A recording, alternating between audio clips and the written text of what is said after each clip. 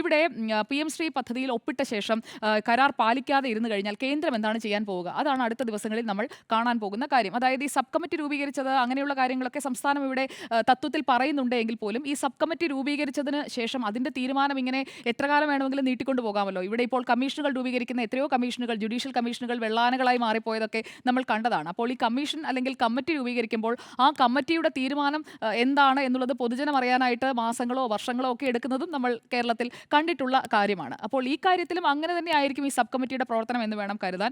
അതുപോലെ തന്നെ PM ശ്രീയിൽ അപാകതയില്ല എന്ന് ഉറക്കെ പറഞ്ഞ വാർത്താ സമ്മേളനം നടത്തി വിശദീകരിച്ച വിദ്യാഭ്യാസ മന്ത്രി വി ശിവൻകുട്ടിയാണ് ഈ സബ് കമ്മിറ്റിയുടെ തലവൻ. അദ്ദേഹത്തിന് ഇനി ഞാൻ അന്ന് പറഞ്ഞതല്ല എന്റെ തീരുമാനം മാറി എന്ന് വീണ്ടും പറയേണ്ടി വരുമോ? കാരണം അദ്ദേഹം ആദ്യം പറഞ്ഞ നിലപാടിൽ നിന്ന് അതായത് PM ശ്രീ കൊള്ളില്ല, NEP കൊള്ളില്ല എന്ന് പറഞ്ഞ ആൾ ഒന്ന് തീരുമാനം മാറ്റുന്നു, എന്നിട്ട് തിരുത്തി പറയുന്നു. അതിനുശേഷം ഇനി CPIക്ക് വേണ്ടി വീണ്ടും ആ തീരുമാനം മാറ്റുകയാണെങ്കിൽ വി ശിവൻകുട്ടിയുടെ മൂന്നാമത്തെ നിലപാട് എന്ന് നമ്മൾ അതിനെ പറയേണ്ടി വരും. കാരണം ഒന്നാം നിലപാട് നമ്മൾ കണ്ടു, രണ്ടാം നിലപാട് നമ്മൾ കണ്ടു. അപ്പോൾ വി ശിവൻകുട്ടിയുടെ മൂന്നാം നിലപാടിലേക്ക് ഈ സബ് കമ്മിറ്റിയുടെ തലവനായിരുന്നു അദ്ദേഹം മാറുമോ എന്നതാണ് അറിയേണ്ടത്. അങ്ങനെയാണെങ്കിൽ അദ്ദേഹം പറയേണ്ടി വരും എന്താണ് അപാകതകൾ. ഈ അപാകത കാണാതെയാണോ അന്ന് പോയി MOU താങ്കളുടെ നേതൃത്വത്തിലുള്ള ടീം ഒപ്പിടാനായി തീരുമാനിച്ചത് എന്ന് ചോദിക്കുമ്പോൾ തനിക്കൊന്നും അറിയില്ല എന്ന് അദ്ദേഹം തുറന്ന് സമ്മതിക്കേണ്ടി വരും. അതിനൊന്നും വി ശിവൻകുട്ടി തയ്യാറാകുമെന്ന് ഞാൻ കരുതുന്നില്ല.